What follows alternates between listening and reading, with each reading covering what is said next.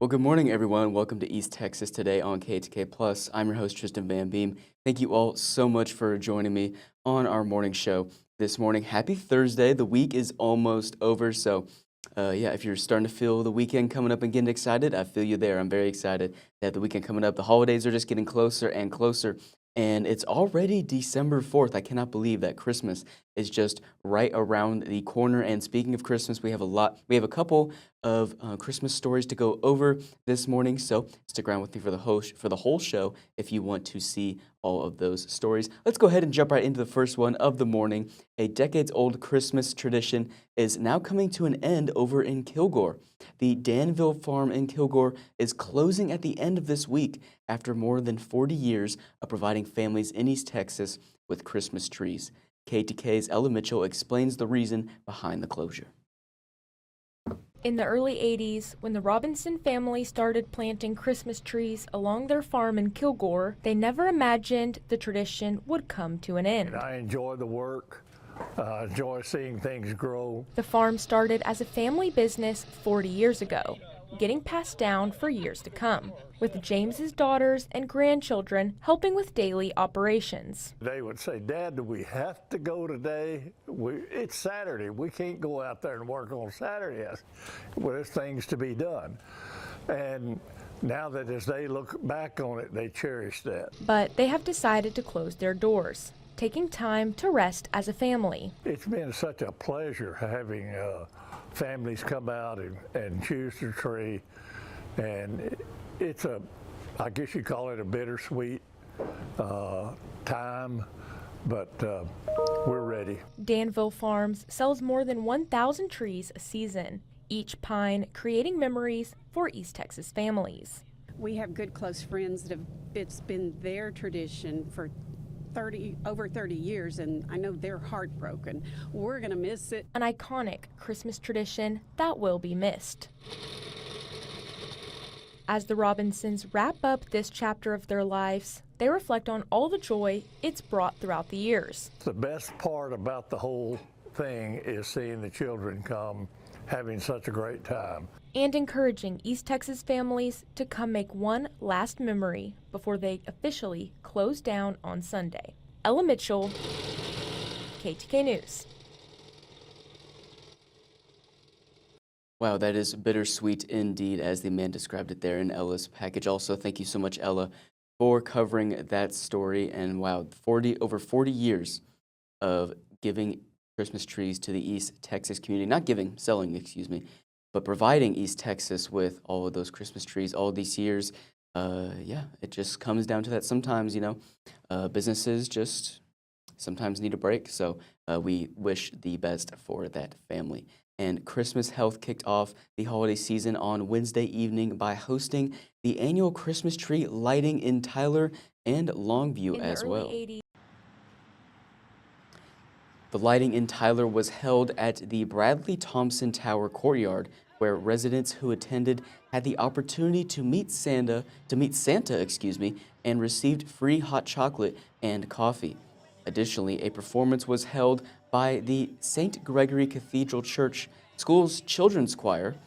In Longview, the lighting was held outside Christus Good Shepherd Medical Center, where the hospital, family, and the community celebrated the magic of the season.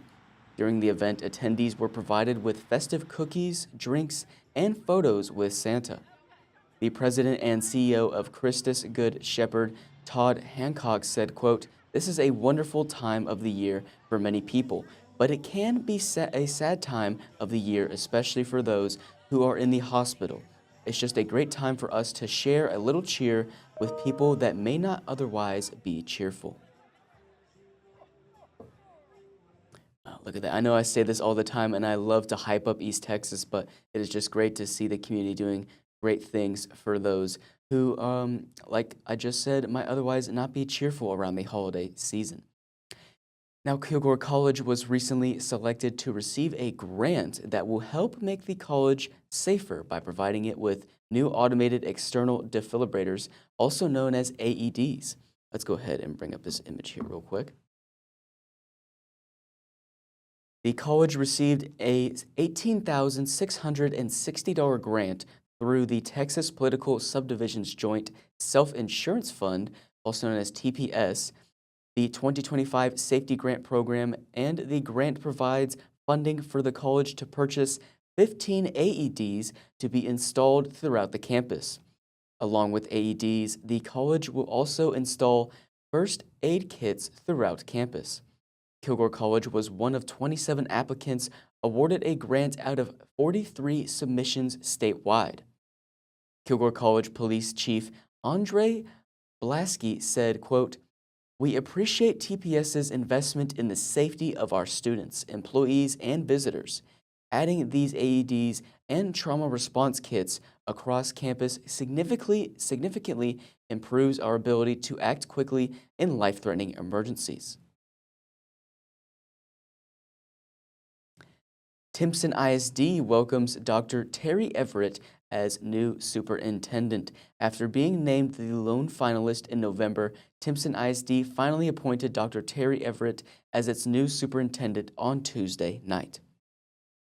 According to Timpson ISD, Everett has 29 years of experience in education, including roles as an assistant principal, teacher, and coach in Jacksonville ISD, Ford ISD, Kilgore ISD, and Henderson ISD. The new superintendent expressed excitement about stepping into the role and praised Timpson's strong community spirit.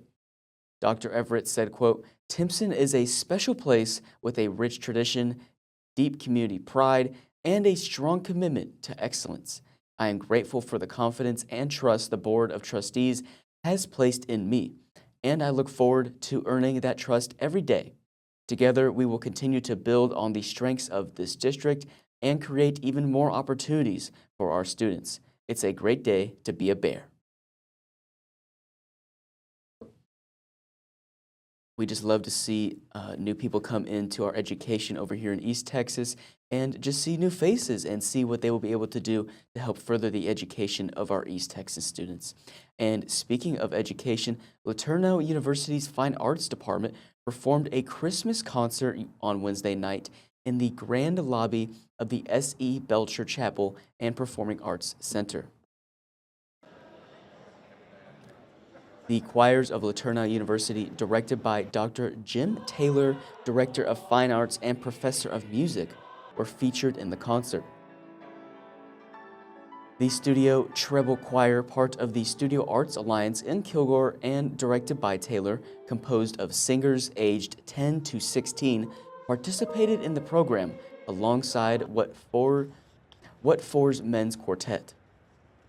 David Berryhill and Linda Garcia provided piano accompaniment for the choirs, and many different carols from countries around the world were performed. The concert was free and available to the public. Alrighty, well, it is time for the first break of our morning show over here on East Texas Today on KETK Plus. We've had some great stories so far. We've seen things in education, we've seen some Christmas traditions, and we've also just seen everyone get into the holiday spirit. And we've also seen some people donate towards great causes over here in the East Texas community. I hope that you're all enjoying our morning show so far, but I will see you all after this quick break.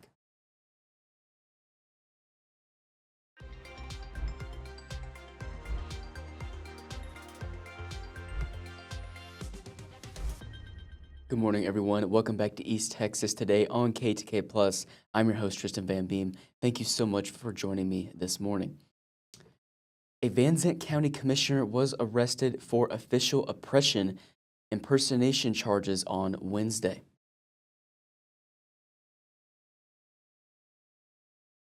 Van Zant County's Precinct 1 County Commissioner Mitch Curtis was arrested for charges of official oppression and impersonating a public servant. Van Zant County jail records show Curtis was arrested Wednesday morning on 2 charges stemming from an incident in June, with his bond set at a total of $15,000.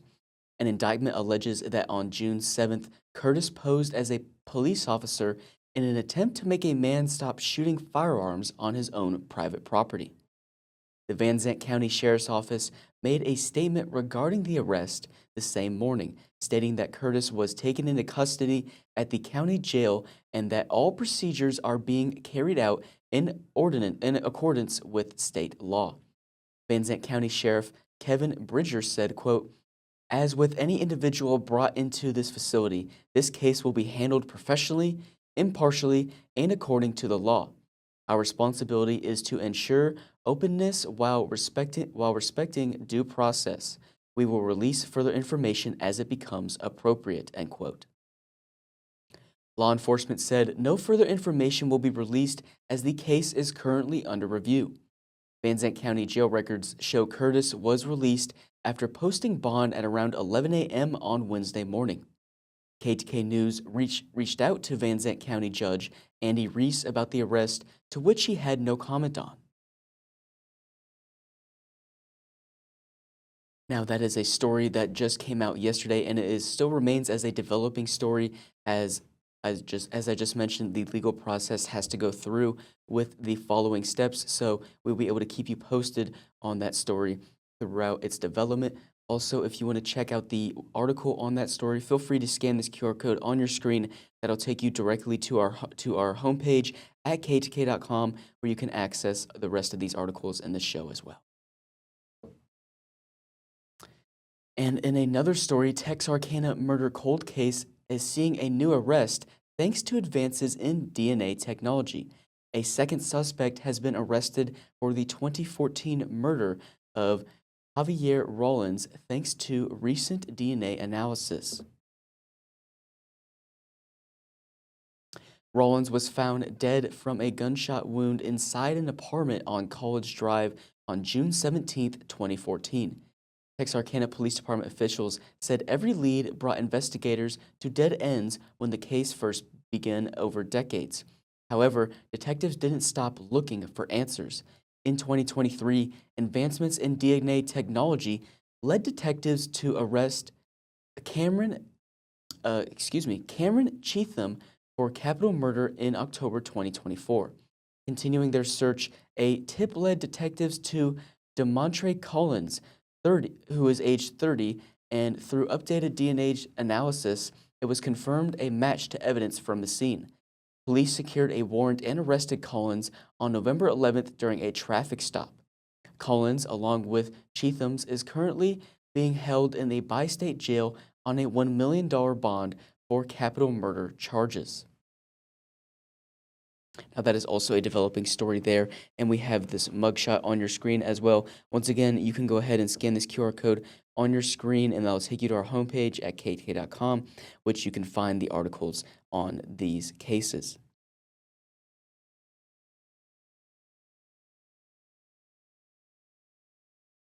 Now, in another story, a Hughes Springs police officer was suspended without pay after being arrested in November on a charge of misuse of official information. According to Cass County jail records, Holly Cates, age 42, was arrested on November 17th on the charge and released the following day after posting bail. Hughes Springs Police Department said they were contacted by Texas Rangers and made aware of an incident that occurred in September, which alleges that Cates assessed and released confidential information to an individual. Cates was placed on administrative leave with pay while awaiting the outcome of the investigation. Following her arrest, she was suspended without pay on November 18th. Chief Anthony Harrison said, quote, "While actions under investigation were inconsistent with department procedures, I do not believe Officer Cates' conduct was carried out with any intent to violate a criminal statute or with the intent to obtain a benefit or with intent to harm or defraud another. The department's response in this matter reflects our dual responsibility to maintain public trust while also treating our citizens and department personnel with fairness and respect." Alrighty, everyone, it is time to go into another break of our show. We just had a few crime stories for you as well. So as I mentioned, you can go ahead and check our website, KETK.com, if you want to read the articles on this story. But when we come back, there are a couple more other amazing stories as well. Not amazing, excuse me. There are a couple more developing stories that have further information coming up in our story as well. So make sure you stick around after the break.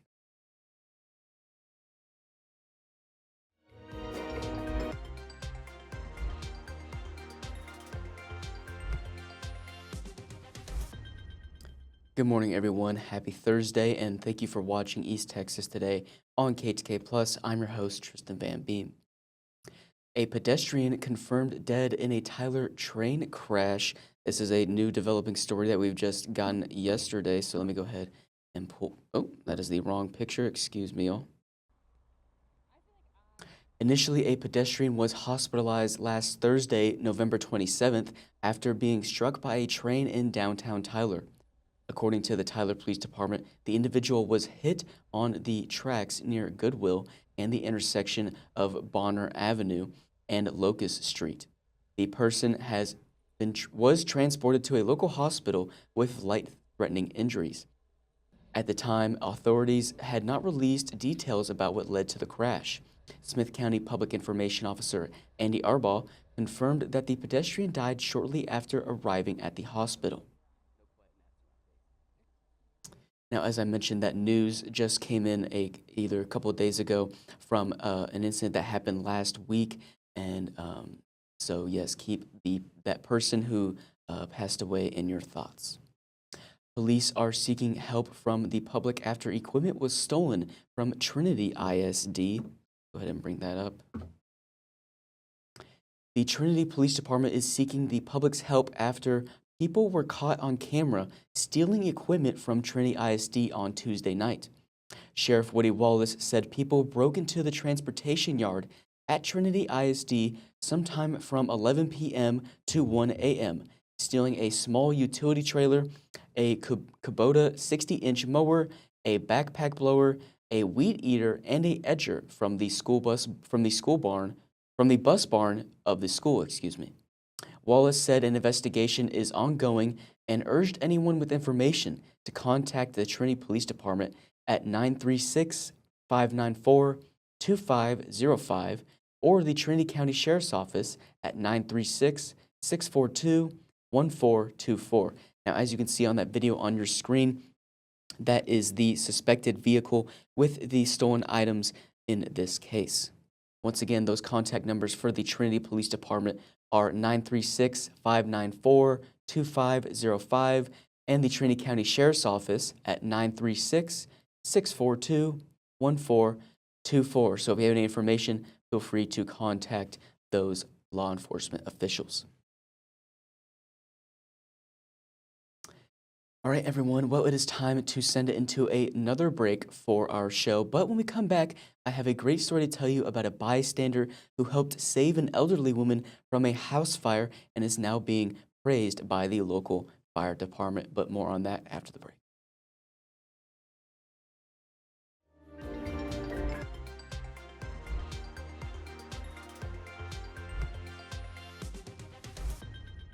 Well, good morning, everyone. Happy Thursday, and thank you so much for watching East Texas Today on KETK Plus. I'm your host, Tristan Van Beem, and I still have plenty of great stories to get into y'all and to get in for y'all. And I just want to start that off by this story, which is a bystander is being praised by the Hallsville Fire Department after rescuing an elderly woman from a house fire on Tuesday. Let's go ahead and bring this clip up to share this amazing story. Officials say crews were dispatched around 2:27 p.m. to a home in the 900 block of Joy Lane. While units were en route, dispatchers reported that an elderly woman had fallen and was unable to escape the burning residence. Henderson fire marshals requested assistance from the Longview Fire Department and the West Harrison Fire Department for the trapped occupant. When marshals arrived, heavy flames were coming from the front and roof of the home. The woman, however, had already been helped outside by a bystander. The bystander and the woman were transported to a hospital for evaluation. Officials said, quote, "The Hallsville Fire Department would like to thank Longview Fire Department, West Harrison Fire Department, and the bystander who acted quickly to help the resident." Wow, that is just an absolutely inspiring story right there. And as you probably saw on the images on your screen, that home was definitely in a lot of flames. So, big shout out to that bystander who stepped in to help the lady get out of her home. It's always so great to see inspiring stories like that. Now, I do want to mention that fire departments do not recommend that you jump into fires and save people. They recommend that you call your local agencies to try and get that fire put out. But we got to give praises to those who did step in and helped someone in need. And just 2 days after the SPCA of East Texas issued an urgent plea for donations, East Texans responded with overwhelming generosity, allowing the organization to continue caring for and sheltering animals as they move into the new year. Let's go ahead and bring that clip up right now. According to the SPCA of East Texas Executive Director Emily Hugland, the organization received over $130,000 in donations over the past 2 days, with most of the contributions coming from Giving Tuesday. Now, for those of you who don't know, Giving Tuesday was an event that was held a couple days ago, encouraging East Texas residents and the community to donate to East Texas nonprofits, including the SPCA of East Texas. I've actually gone over a couple of those nonprofits as well. So let's go ahead and see how the SPCA of East Texas benefited from that. The donations came shortly after the SPCA released a statement on Sunday stating that the organization is in dire need of contributions to allow them to continue caring for animals in East Texas. Hugland said, quote, "Unfortunately, when we were talking about a shortfall like that, it's the animals that really suffer because we have to look at cutting back on services. We're asking the community to step up and help us out with donations if they can," end quote. While the SPCA is grateful for the generous donations it has received over the past few days, Hugland emphasized that the organization still needs contributions to strengthen its foundation. Hugland said, quote, "The incredible response has helped us avert an immediate crisis. We do want to be clear that this is the beginning of rebuilding, not the end. Sustainable support remains essential as we work to stabilize our organization and strengthen our foundation." The SPCA will use the donations received to provide services to animals, including daily animal care, as well as adoption and intake services. Hugland also believes that the organization saw a decrease in donations throughout the year due to economic conditions. Now that the SPCA has room to breathe and prepare for the new year, Hugland credits the generous support from East Texans, which has allowed the organization to remain afloat. Hugland said, quote, "It really shows how much East Texans care not just about the animals, but the people who are caring for them. People know how to respond when it matters the most." Wow, that is truly inspiring. And y'all, $130,000 worth of donations. That is just absolutely insane. And as I've done plenty of times before, love giving big shout outs to the East Texas area because they support their community, especially in times of need, especially around the holidays when it is not super easy and everyone is trying to scrounge up every dollar they can to support their own families. So let alone donating to other causes in the community. That is just great and inspiring to see. Speaking of inspiring, a 10-year-old girl with a rare genetic condition has been named the 2026 Christus Health Miracle Child. 10-year-old Lily Halifax will represent Christus Health in 2026 as the Miracle Network Child. Lily will make her debut at this week's City of Tyler Christmas Parade, where she will ride on top of the Miracle Network float and have the honor of lighting the tree. KETK's Ella Mitchell has more on Lily's story. Tuesday, the Children's Miracle Network introduced 10-year-old Lily Halifax as the 2026 Miracle Network Child.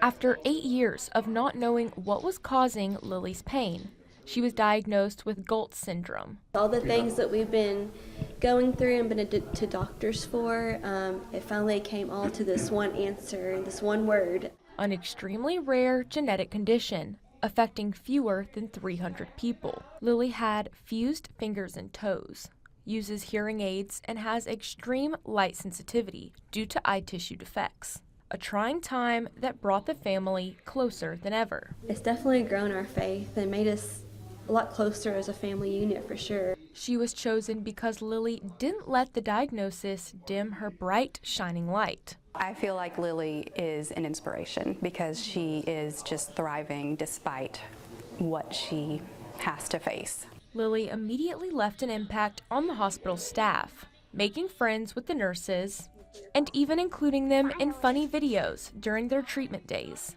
But Lily says her child life specialist, Darcy, was one who stood out the most. She helps kids not be scared when they're gonna do something really painful. A budding relationship showcasing how important the Miracle Network is, because without funding, so much would be missed out on, from medical supplies to the equipment that's used in the hospital. And the relationships like Lily and Darcy's, which help other kids get through their toughest days. Be brave. A lesson she learned from Darcy that she hopes will leave a mark for families in the future. Ella Mitchell, Fox 51 News.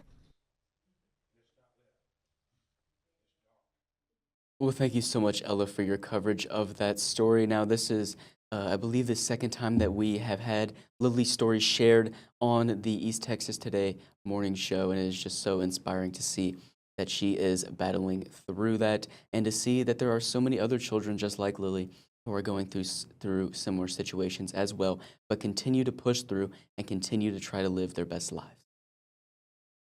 Now we have some politics news. The U.S. House passed Representative Nathaniel Moran's tax court reform bill aimed at benefiting taxpayers.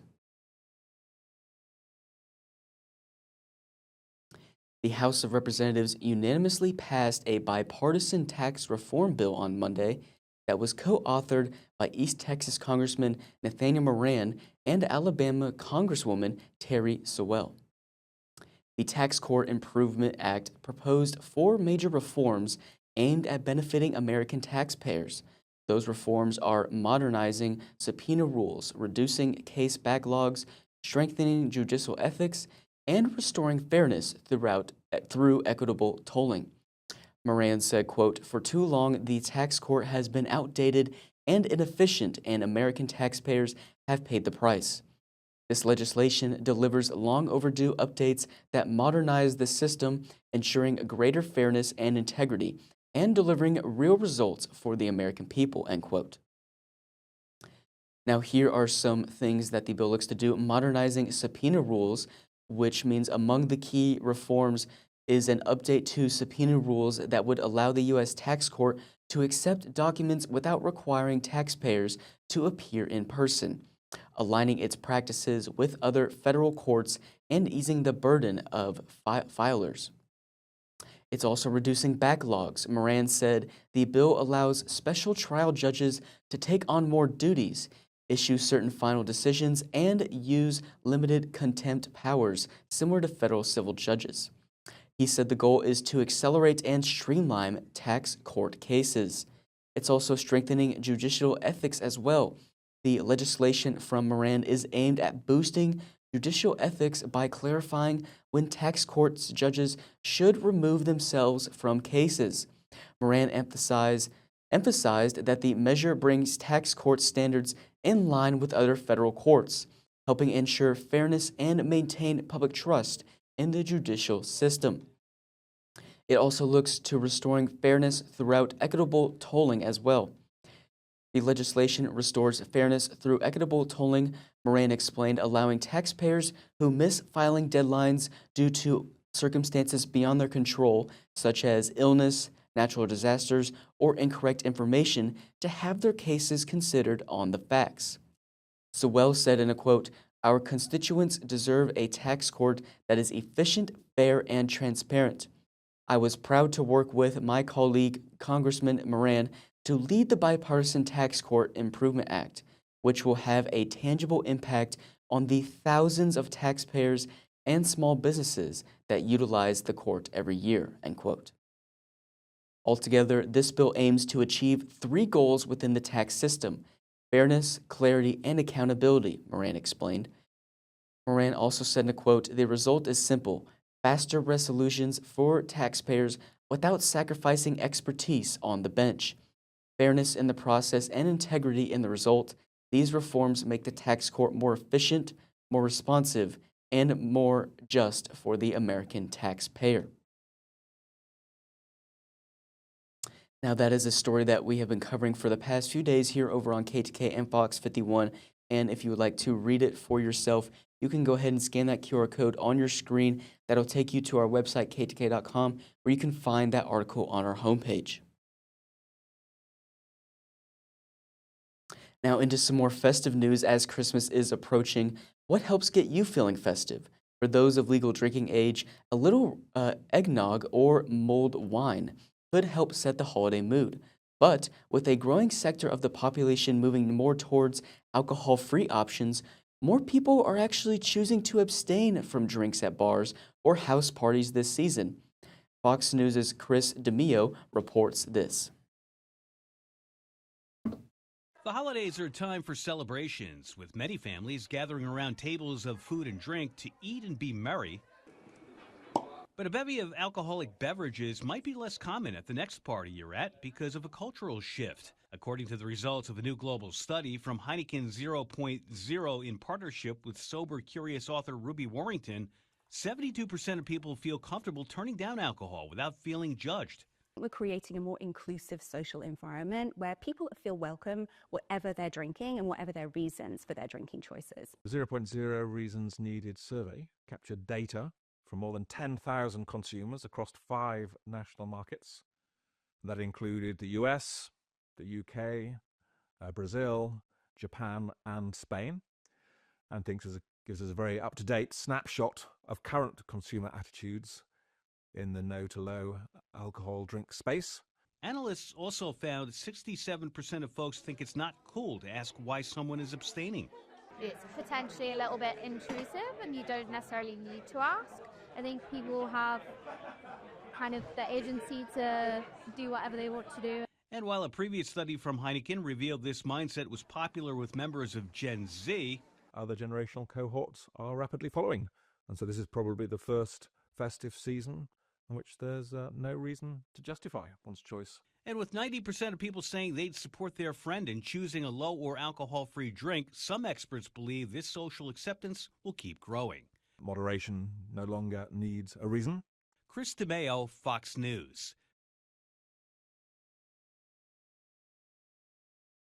Well, thank you, Chris, for your coverage on that interesting story. It's interesting to see that people are kind of changing up how they do holidays. And speaking about that, if you have any changes in your holiday plans or you have anything that you would like to submit to KTK, feel free to email us or call us for a story idea. We would love to hear about your Christmas plans or to see if you're doing anything interesting or different for your holiday season. Maybe that's, you're hosting an event or you're doing something different as far as like donating towards East Texas nonprofits or just anything that you feel like. Make sure to call or email us to submit those story ideas as well. We would love to hear from the community and hear about what you guys have going on for the holiday season. And speaking of that, it's time to send it into our next break for the show. But when we come back, we're going to hear from a representative from 4Kids, 4 Families, and how the nonprofit is helping out foster children this holiday season. But more on that when we come back from the break.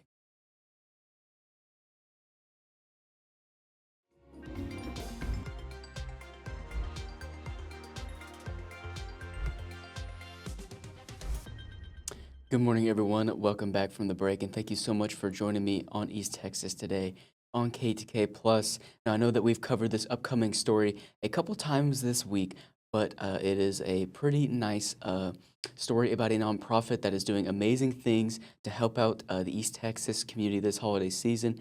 And I just feel like it is great to share it as many times as we possibly can because I had the opportunity to sit down with a representative of this organization. Her name is Belen Casillas, and she is with 4Kids, 4 Families, a nonprofit that helps support children in the foster care system and their families with providing them with Christmas gifts as well as wants and needs for the holiday season. So wants as a nice Christmas gift that they can use and make them feel better throughout the holidays, and then also something they need, whether that's, a nice warm coat or just something that can help them kind of get through. Maybe they need some school supplies. Maybe they want to take a visit to a college campus because they're about to graduate high school and they want to further their education. So I'm going to go ahead and play that full interview for you all to watch. And if you would like to also watch it on your own after seeing it on here, you can go to our YouTube page, KETK, which is on KTK on YouTube. And then you go to the playlist section, go to KTK Plus Originals, and it'll be one of the more recent videos on there. But without further ado, I'm going to go ahead and play that full interview for you right here.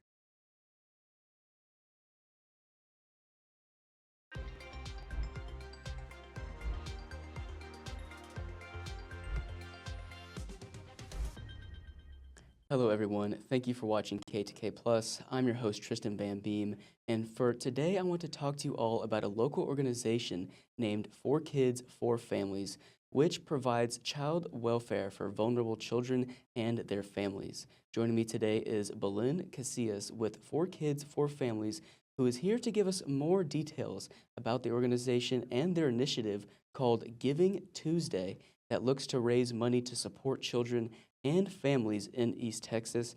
Belen, how are you doing today? Hey, Tristan. Thanks so much for having me. I'm super excited that we get to talk about this for Giving Tuesday, specifically because Christmas is right around the corner. Of course, Belen. Thank you so much for joining me, and it's great to have you here, and I can't wait to listen to all the great information that you're going to provide to East Texans on how they can support your cause.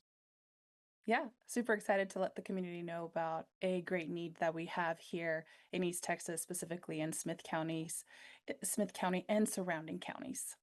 Awesome. Well, let's go ahead and get right into it. And can you start this interview off by explaining what 4Kids 4 Families is and what the goal of this organization is? Yeah, so 4Kids 4 Families took over Child Protective Services from the point after removal. So we have taken over all of the foster care case management for Region 4, which is the entire East Texas, 23 counties total, including Smith County. And so we have taken over since May of 2024. And we are super, super excited to be able to continue the great work that the state had been doing. And we know that there is more work to be done. We've been tasked with two things: bringing in the community to support our children in foster care and our biological families. And also, we have been tasked with wrapping around them and servicing our youth, specifically Christmas time. Well, that's just amazing. It's great to see that there's East Texas organizations helping out children and families out there alike. And I just want to ask, what specific support do you guys provide for these children and families? I know earlier you mentioned it's kind of similar to CPS. Could you go into detail about that? Yeah, so we offer the foster care case management side. So after a child is removed from their biological family, we take on the case, and they are assigned not a CPS worker, but a 4Kids 4 Families caseworker. We also oversee their entire journey in the foster care, and we oversee their reunification if they're going back with their biological parent, or their adoption. We also oversee that. If they are not adopted or reunified with their biological family, they will be aging out of foster care, and we oversee that as well. And so that entire experience of a youth in foster care is so important to us. 4Kids 4 Families is a local nonprofit organization, and we have been tasked by the state as the single source continuum contractor to take on these services. And so we also oversee kinship placements, which are those grandparents, aunts, and uncles doing that great work of taking on their possibly grandchildren, or nieces and nephews. And a lot of the times we hear that Christmas isn't covered for them. And so we are looking to cover 800 plus kids that need Christmas gifts. And we have had an amazing pour in from our community, but we're in need of last minute items for about 150 list. And I have an Amazon wish list that I could share with you guys as well. Wow, that is just amazing. That is so many kids that you guys are supporting. So it's great to hear that. And I know that East Texas is a large area, and you did mention you did mention a couple areas earlier in the East Texas. So for those looking to see, hey, is this available where I'm at? Is there a website they can go on to that list out the counties or cities where they can get this kind of service? Yeah, absolutely. So 4kids4families.org Hmm. /Christmas is where to visit us if you are wanting to give back this Tuesday Hmm. and you're not sure where. So what's going to happen is when you donate through the Amazon, it's going to go to a child in East Texas. Unfortunately, we're Hmm. not able to tell you the name of the child or the location of that child, That's fair. but you will know that you are impacting an East Texas child who has entered the foster care system and is going to be receiving Christmas because of you. And so that is super important for our communities to know that we have had support from CASAS. We have had support from lots of child welfare boards. We've had support from many, many organizations, but we still need a few more things specifically for youth that are removed during this Christmas time and that they were not on anyone's radar and now they are with a grandpa, grandma, or a foster family and they need some Christmas gifts to make Christmas really special. So that Amazon list is on our Hmm. 4kids4families.org /Christmas website, and you'll also see that there's a blanket donation. If anybody just would like to donate for our whole entire year, we have many needs that our youth have. And so if anybody wants to just donate in general, we also have that link on that website. Okay, and then I realized that Four Kids, Four Families is a year-round organization. So what is Giving Tuesday? Is that far as more just about Christmas and the gifts these kids received? And for these gifts, are they items like toys? Are they clothes? What are these children going to be getting? Yeah, so the Amazon wish list that we've created specifically for Christmas is going to be toys. Exactly what you said, Mm. Tristan. It's going to be toys. There's going to be books of all different ages. We have youth that are from 0 all the way to 17, almost turning 18. And so they vary. And what happens is once you purchase that, it's delivered to our Amazon facility. Then it's delivered to an office, a Four Kids, Four Families office. It is packaged specifically for a child. The caseworker collects that gift from our office and then delivers to where the family is at. And so we do package them. We do not wrap them because we know that the families might want to wrap them themselves. So we do not wrap them, but we do have them in a bag. And so they get delivered right before Christmas for families to give to the youth in foster care. And then so Giving Tuesday really at this time is for Christmas, but anyone could give for the general year. We do have college trips that our youth in foster care who are ages 16 and above take, and that takes some additional funds. We have youth prom, we have youth graduation. There's a lot of other events, and so just the general link that we have to donate would also be impacting our youth directly in that. So thanks so much for that's a great question. Of course, and I love to hear that you guys actually have something for those older kids who are looking to, go into college and do things like that as well. And speaking of the impact that this has on the people involved in it, especially around Christmas time and New Year's just around the corner, I know that these kids and these families are in very vulnerable stages of their life right now. So how impactful are these donations and services on the people that need them? And with your experience, what have you seen on how Yeah, these impact those who need it? Tristan, it was our first year last year to take on Christmas Mhm. as acting as a contractor of the state. And so what we did here, we heard a lot of things. We heard a lot of families through our caseworkers that said, "Wow, I would not have been able to afford Christmas. It was Christmas or my bill, my cell phone bill. It was Christmas or a specific bill." And because of that, I am now able to pay my bill and give Christmas to my two grandbabies. And so we've heard similar stories. And so this is our second year to do Christmas for the youth that we service. And so we know that those stories will continue on. And all thanks to our community, we have been able to impact families in a positive way and have them feel loved, specifically during Christmas. When they're going back to school in January and they're hearing from all their classmates, the newest gadgets they got. Well, they might not have gotten that if it wasn't for our communities and the donors that give to Christmas for Kids. So it is super important for our communities to know that there is a need out there. There's tons of families that cannot afford Christmas gifts. And so we are trying to make that possible with the help of our community. Wow, that is amazing. And I feel like people need that kind of now more than ever, just especially with a lot of people in East Texas struggling with, financials or something like that. And it's just great to have this organization over in the East Texas area. I just got to say, the work you guys are doing is very, very kind, and I'm sure the community really appreciates it. And I just want to ask, how much money or items are you guys trying to raise? What is the goal with this fundraiser? Yes, so we are trying to provide Christmas for 150 youth. Mhm. The rest, the 800 plus that I mentioned, they're already, the majority of that number already covered by different CASAs and child welfare boards and other nonprofit organizations, but we have about 150 youth who have not been sponsored. We also had churches and Mhm. dealerships. And so we're super grateful for them, but we still have 150 youth.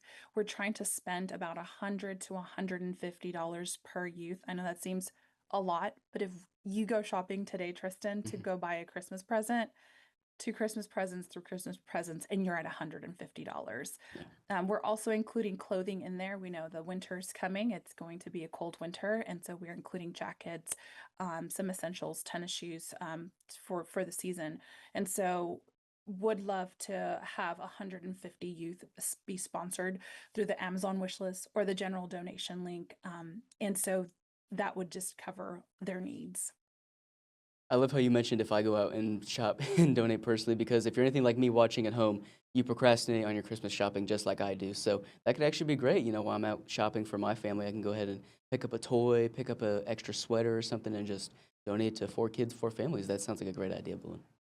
Yeah, it does. So those physical items that anyone could donate would be coming to one of our offices. So we have one in Tyler, we have one in Athens, we have an office in Longview, in Texarkana, and in Paris.